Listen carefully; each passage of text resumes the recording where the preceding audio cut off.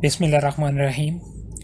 तो आज से इस लेक्चर सीरीज़ से हम क्लासिकल इलेक्ट्रोडायनेमिक्स 2 का पार्ट स्टार्ट कर रहे हैं और क्लासिकल इलेक्ट्रोडायनेमिक्स 1 से ही आगे ये चल रहा है। तो अगर आपको क्लासिकल इलेक्ट्रोडायनेमिक्स 1 का नॉलेज नहीं है तो आप उसको किसी बुक से कंसल्ट कर लें, या फिर फ्यूचर में मैं क्लासिकल इलेक्ट्रोडायनेमिक्स 1 के भी लेक्चर्स जो है वो डालने वाला हूँ, तो वहाँ से आपको काफ़ी इन्फॉर्मेशन इसकी मिल जाएगी। तो क्लासिकल इलेक्ट्रोडायनेमिक्स 1 में हमने जो मैग्नेटिक स्केलर पोटेंशियल और मैग्नेटिक वेक्टर पोटेंशियल्स की दो इक्वेशंस ड्राइव की थी लॉरेंट्ज़ गेज को यूज़ करते हुए। तो ये दो वो इक्वेशंस थी। तो क्लासिकल इलेक्ट्रोडायनेमिक्स 2 में हम जो अपना पहला लेक्चर पढ़ेंगे वो इनका सोल्यूशन हम फाइंड करेंगे। तो इस वीडियो में हम जो इक्वेशन नंबर 1 है, जो मैग्नेटिक स्केलर पोटेंशियल की वेव इक्वेशन हमने फाइंड की थी, इसका हम सोल्यूशन फाइंड करेंगे इस वीडियो में इंशाल्लाह। तो जो इस इक्वेशन का हम सबसे पहले इक्वेशन नंबर 1 को सॉल्व करेंगे, और क्योंकि ये इक्वेशन दोनों एक जैसी हैं तो इसका जो सॉल्यूशन होगा उसी के सिमिलैरिटी की बेस पे हम इक्वेशन नंबर 2 का भी सॉल्यूशन लिख लेंगे, जो कि मैग्नेटिक वेक्टर पोटेंशियल के लिए हमारे पास वेव इक्वेशन है। तो इक्वेशन नंबर 1 का सॉल्यूशन सबसे पहले देखते हैं। अगर हम इस इक्वेशन को सिर्फ एक चार्ज के लिए माने, और वो चार्ज जो मेरे पास है वो अगर मैं मान लूँ कि मेरे पास ओरिजिन पे पड़ा हुआ है, तो ओरिजिन के इर्द गिर्द बाकी जितनी भी जगह पे वहाँ पे चार्ज डेंसिटी हमारे पास ज़ीरो होगी। तो अगर मैं ओरिजिन पे एक चार्ज को मान लूँ और बाकी इर्द गिर्द के लिए इस इक्वेशन में अगर मैं रो को ज़ीरो पुट कर दूँ, तो ये इक्वेशन हमारे पास कुछ इस फॉर्म में आ जाएगी। तो ये हमारे पास वो इक्वेशन बन जाएगी। अब चूंकि चार्ज हमारे पास ओरिजिन पे पड़ा हुआ है, और ज़ाहिर बात है चार्ज है वो एक स्फेरिकल जो है सिमेट्री होगी उसके अबाउट, तो हम यहाँ पे एक स्फेरिकल सिमेट्री मान सकते हैं, और हम इससे ये बोल सकते हैं कि जो हमारा चार्ज है वो एक तो पोजीशन पे डिपेंड कर रहा है और टाइम पे डिपेंड कर रहा है। क्योंकि ये यहाँ पे मैग्नेटिज्म की बात हो रही है, तो ज़ाहिर बात है यहाँ पे कुछ ना कुछ चार्ज की मूवमेंट होगी जिसकी वजह से मैग्नेटिक फील्ड प्रोड्यूस होने वाली है। तो इसलिए यहाँ पे जो हमारा जो मैग्नेटिक स्केलर पोटेंशियल है ये टाइम पे भी डिपेंड करने वाला है। तो अगर मैं अपने लैप्लासियन को पुट कर दूं स्फेरिकल पोलर कोऑर्डिनेट्स की फॉर्म में, तो यहाँ पे सिर्फ आर का कंपोनेंट आएगा, क्योंकि स्फेरिकल सिमेट्री की वजह से पोलर और एजिमुथल एंगल पे ये डिपेंड नहीं करेगा। तो इसको मैंने स्फेरिकल पोलर कोऑर्डिनेट्स की फॉर्म में पुट कर दिया, तो मेरे पास इक्वेशन आ गई है। यहाँ पे इस इक्वेशन को सॉल्व करने के लिए हम ये वैसे तो ये वेव इक्वेशन ही है हमारे पास, लेकिन चूंकि लैप्लासियन है इसलिए हमें इसको सॉल्व करने में थोड़ी सी मुश्किल होगी। वैसे तो वेव इक्वेशन का जनरल सॉल्यूशन भी हमें मालूम है, तो इसको सॉल्व करने के लिए हम सब्स्टिट्यूशन कर रहे हैं ताकि इस वेव इक्वेशन की थोड़ी सिंपलेस्ट फॉर्म हमारे पास आगे आ जाए और फिर हम उसका जनरल सॉल्यूशन लिख लें। तो इसको सब्स्टिट्यूशन हम कर रहे हैं phi equals to x over are.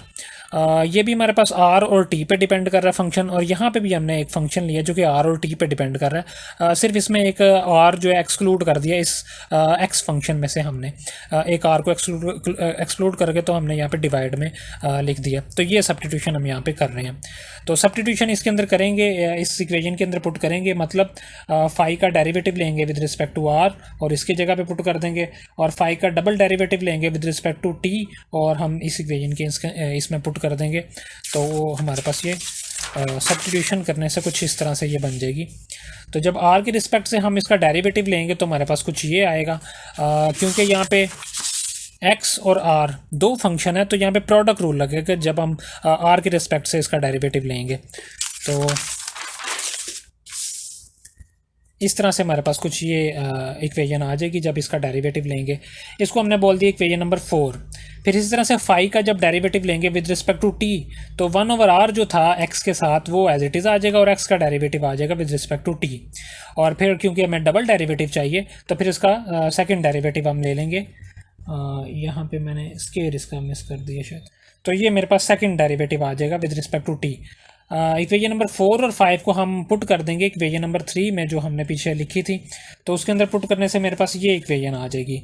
इसको आप थोड़ा सा सिंप्लीफाई कर लेंगे, ये आर स्क्वायर मल्टीप्लाई हो रहा है, इसके साथ भी मल्टीप्लाई कर देंगे, इसके साथ भी मल्टीप्लाई कर देंगे, यहाँ पे कट जाएगा और यहाँ पे एक आर कट जाएगा और एक बच जाएगा हमारे पास। तो ये सिंप्लीफाई करने से हमारे पास कुछ ये इक्वेशन आ जाएगी जो ये लास्ट पे लिखी हुई है। इसके बाद यहाँ पे बाहर एक पार्शियल डेरिवेटिव है विद रिस्पेक्ट टू आर, उसको भी अंदर अप्लाई कर देंगे। तो एक्स का तो एक ही बार डेरिवेटिव आ जाएगा, लेकिन जब इस टर्म के ऊपर अप्लाई करेंगे तो यहाँ पे प्रोडक्ट रूल लग जाएगा। और वो डेरिवेटिव लेने से हमारे पास इक्वेशन कुछ ये इस फॉर्म में हमारे पास बन जाएगी। ये दो डेरिवेटिव आपस में कट जाएंगे, बिल्कुल सेम है लेकिन ऑपोजिट साइन के साथ हैं, तो ये दोनों कट जाएंगे और सिंप्लीफाई करने के बाद हमारे पास ये इक्वेशन आ गई। दोनों में से 1/r कॉमन है, कॉमन लेके हमने दोनों तरफ मल्टीप्लाई कर दिया, इक्वेशन हमारे पास ये आ गई। इसको बोल दिया हमने इक्वेशन नंबर 6। अब ये हमारे पास एक इक्वेशन आ गई जो कि ट्रैवलिंग वेव की इक्वेशन है, और सिंपल जनरल इक्वेशन के साथ अगर हम कंपेयर करें जो कि जनरल वेव इक्वेशन हमारे पास ये है, इसके साथ अगर इसको कंपेयर करें तो बिल्कुल दोनों सेम है। वी स्केयर जो है उसकी 1/v² की जगह पे यहाँ पे एप्सिलॉन और म्यू नॉट है हमारे पास म्यू, तो ये सिर्फ यहाँ पे एक डिफरेंस है। ऑब्वियसली इसका भी हमें पता है कि ये जो स्पीड ऑफ लाइट बराबर होती है 1/एप्सिलॉन 1/स्क्वायर रूट एप्सिलॉन और म्यू नॉट के, तो ये बिल्कुल सेम इक्वेशन है। और हमें पता है कि जनरल वेव इक्वेशन जो हमारे पास होती है उसका सॉल्यूशन हमारे पास जो है वो कुछ इस फॉर्म का हमारे पास ये वो v को मैंने डिफाइन कर दिया दोनों को कंपेयर करके। तो जनरल वेव इक्वेशन का जो सॉल्यूशन है वो हमें पता है कि वो इस फॉर्म में आता है हमारे पास y = f ऑफ u। यहाँ पे u जो है वो फंक्शन होता है r - vt का, जो कि एक रिटार्डेड जो है पोजीशन कहलाता है। यहाँ पे ये वो डिस्टेंस है जो कि प्रोपेगेशन पॉइंट से ऑब्जर्वेशन पॉइंट के दरमियान तक का डिस्टेंस होता है। तो वो यहाँ पे जो हमारे पास जो उसका सॉल्यूशन है उसका फंक्शन कहलाता है वो u। तो ये जनरल वेव इक्वेशन का सॉल्यूशन हमारे पास ये होता है। अगर हम इसी तरह का सॉल्यूशन लिखें जो हमारे पास इक्वेशन नंबर 6 है, उसके लिए अगर हम जो अपना सॉल्यूशन लिखें अपनी इस इक्वेशन के लिए, क्योंकि ये भी एक सिंपल जनरल वेव इक्वेशन की तरह ही है, तो इसी के लिए हम अपना एक सॉल्यूशन लिखें तो वो बिल्कुल इसी फॉर्म का आएगा। सिर्फ क्या होगा कि v की जगह पे हमारे पास 1/स्क्वायर रूट एप्सिलॉन और म्यू आ जाएगा। तो ये हमारे पास उस अपनी इक्वेशन नंबर 6 का सॉल्यूशन हमारे पास ये आ गया। अब इसको चेक करते हैं कि क्या ये वाकई हमारे पास ये सॉल्यूशन है उसका, जो हमने अभी थोड़ी देर पहले अपनी इक्वेशन देखी इक्वेशन नंबर 6।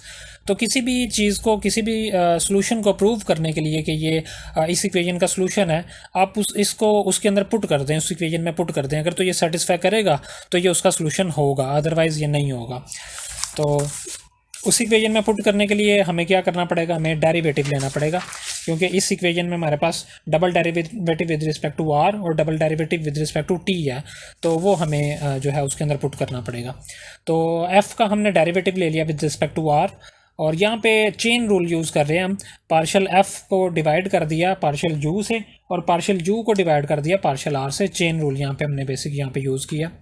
और पार्शियल u और पार्शियल r किसके इक्वल है, u अभी हमने यहाँ पे डिफाइन किया था कि u हमारे पास r - t एप्सिलॉन और जो हमारे पास म्यू है स्क्वायर रूट एप्सिलॉन म्यू इसके इक्वल है। तो यहाँ से partial u over partial r अगर हम निकालें तो वो 1 के बराबर आएगा, क्योंकि यहाँ पे तो r नहीं है, ये r से इंडिपेंडेंट है, और यहाँ पे r है, r का derivative with respect to r लेंगे तो 1 हो जाएगा। Partial u over partial r हमारे पास आ जाएगा 1, तो वो आ गया हमारे पास 1, और इसकी जगह पे पुट करेंगे यहाँ पे 1 हो जाएगा। तो partial x over partial r बराबर हो गया partial f over partial u के। सेकंड डेरिवेटिव भी इसी तरह से लेंगे और वो हमारे पास बिल्कुल सेम एक दूसरे के इक्वल आ जाएगा। इसको बोलते हैं हमने इक्वेशन नंबर 7। और फिर उसी इक्वेशन का हमने with respect to t derivative लिया, with respect to time derivative लिया, फिर यहाँ पे पार्शियल जो चेन रूल यूज़ किया हमने, और फिर partial u over partial t को हमने फिर से देखा अपने उस सब्स्टिट्यूशन जो अपने सोल्यूशन से। तो यहाँ से जब partial u over partial t हम फाइंड करेंगे तो r क्योंकि t से इंडिपेंडेंट है ये 0 हो जाएगा, और यहाँ पे हमारे पास आ जाएगा -1 ओवर स्क्वायर रूट एप्सिलॉन और म्यू, तो ये हमारे पास आ जाएगा। और यहाँ पे मैंने एक माइनस मिस कर दिया, तो इसको हम यहाँ पे partial u over partial t की जगह पे पुट कर देंगे। तो इसको पुट करने के बाद हमारे पास कुछ ये सिचुएशन आ जाएगी। यहाँ पे पार्शियल u और पार्शियल t की जगह पे आ जाएगा -1 ओवर स्क्वायर रूट म्यू और एप्सिलॉन, तो ये हमारे पास आ जाएगा। फिर सेकंड डेरिवेटिव जब लेंगे तो फिर इस तरह से एक और टर्म हमारे पास आने वाली है, दोनों मल्टीप्लाई हो जाएंगी, माइनस माइनस प्लस हो जाएगा और स्क्वायर रूट ख़त्म हो जाएगा। ये मेरे पास डबल डेरिवेटिव आ गया। अब विद रिस्पेक्ट टू r जो डेरिवेटिव लिया और विद रिस्पेक्ट टू t जो डेरिवेटिव लिया, उसको हम इक्वेशन नंबर 6 में अपने पुट कर देंगे, जिसको हमने प्रूव करना था कि ये इस इक्वेशन का हमारे पास सोल्यूशन है, तो उसके अंदर पुट कर देंगे तो हमारे पास कुछ ये इक्वेशन हमारे पास बन जाएगी। तो यहाँ पे एप्सिलॉन और म्यू कट जाएंगी आपस में, और हमारे पास पार्शियल एफ और पार्शियल यू स्केयर आ जाएगा, और यहाँ पे भी माइनस के साथ partial square F over partial u square आ जाएगा। ये दोनों आपस में कट जाएंगे और 0 इक्वल्स टू 0 आ जाएगा। मतलब इसने ये प्रूव कर दिया कि ये जो हमने अज्यूम किया था कि ये हमारे पास ये जो हमने अज्यूम किया था कि ये हमारे पास जो सोल्यूशन है ये हमारे ये इक्वेशन नंबर 6 जो जनरल वेव इक्वेशन जो हमने अभी ड्राइव की उसका हमारे पास ये सोल्यूशन है।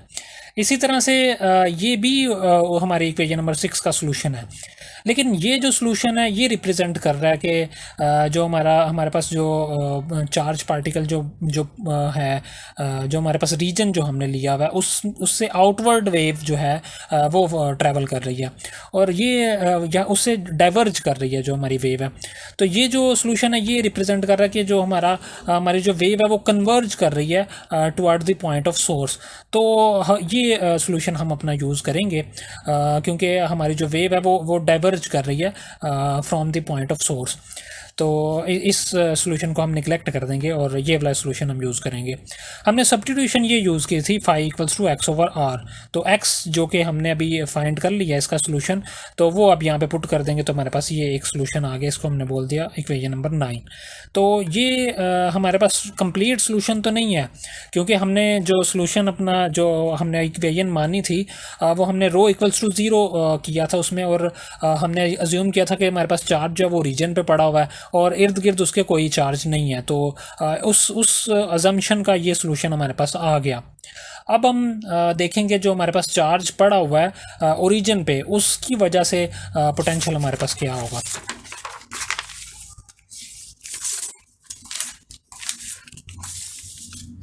तो दोबारा से इक्वेशन नंबर 1 को हमने लिया, और अगर मैं इसको दोनों तरफ इंटीग्रेट करूं for a small volume d v, जो हमारे पास रीजन के गिर्द हमने एक छोटा सा रीजन माने वॉल्यूम डी वी माने और उसके अबाउट हम उसको इंटीग्रेट कर दें, तो उस रीजन में तो हमारे पास चार्ज वो क्यू चार्ज ही है जो रीजन पे पड़ा हुआ है।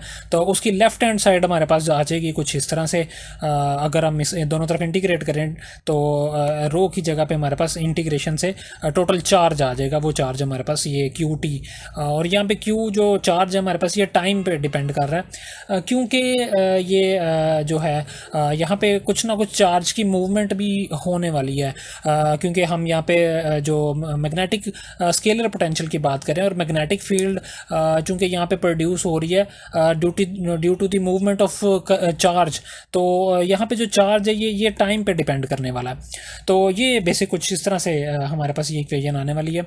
और इलेक्ट्रोस्टैटिक से हमें पता है कि जो चार्ज है हमारे पास उसका जो पोटेंशियल है वो कुछ इस फॉर्म का हमें मिलता है, क्यू ओवर 4 पाई एप्सिलॉन और डिवाइडेड बाय आर। तो इस फॉर्म का हमारे पास कुछ सोल्यूशन होता है। अगर इन दोनों को हम कंबाइन करें, इन दोनों के कंबाइन से हम एक सोल्यूशन निकालें, तो वो कुछ सोल्यूशन इस तरह का ही आएगा, लेकिन उसमें जो क्यू है वो डिपेंड करेगा टाइम पे, और वो उस टाइम को हम बोलते हैं रिटार्डेड टाइम। ये वो टाइम होता है जो कि जो पॉइंट ऑफ जो कि टाइम ऑफ प्रोपेगेशन से टाइम ऑफ इन जो ऑब्जर्वेशन है उसके दरमियान का जो डिले टाइम है उसको बोलते हैं हम रिटार्डेड टाइम। तो उस पे ये डिपेंड करने वाला है हमारे पास जो हमारा चार्ज है। तो ये एक सोल्यूशन हमारे पास इक्वेशन नंबर 10 जो हमने बोली वो है, और इक्वेशन नंबर 9 से जो हमारे पास एक सोल्यूशन आया हुआ है। तो ये दो हमारे पास अब तक के सोल्यूशन हो गए, एक इक्वेशन नंबर 9 से और एक इक्वेशन नंबर 10 से, ये दो सोल्यूशन हमारे पास हो गए। इन दोनों को अगर हम कंबाइन करें या एक तरह से हम कंपेयर करें, तो कंपेयर करने से हमारे पास कुछ ये आ जाएगा, एफ आर माइनस मतलब एफ रिटार्डेड पोजीशन का फंक्शन है और क्यू रिटार्डेड टाइम का फंक्शन है डिवाइड बाय 4 पाई एप्सिलॉन। तो यहाँ से एफ की वैल्यू अगर ये हम पुट करें इक्वेशन नंबर 10 में या इक्वेशन नंबर 9 में अगर हम इसको पुट कर दें, तो हमारे पास कुछ ये सोल्यूशन बन जाएगा। और ये सोल्यूशन क्योंकि एक चार्ज पार्टिकल के लिए हमने एक पार्टिकल माना था जो हमारे पास ओरिजिन पे पड़ा हुआ था, अगर हम बाकी चार्ज भी कंसिडर करें और इसको इंटीग्रेट कर दें थ्रू द होल वॉल्यूम, तो हमारे पास जो इसके थ्रू हम ये कह सकते हैं कि जो हमारे पास चार्ज डेंसिटी है उस पूरे रीजन पे, वो भी डिपेंड करने वाली है रिटार्डेड पोजीशन और रिटार्डेड टाइम पे। तो ये जो हमारे पास सोल्यूशन आएगा, ये वो सोल्यूशन कहलाएगा हमारे पास जो हम जिसे बोलते हैं रिटार्डेड स्केलर पोटेंशियल।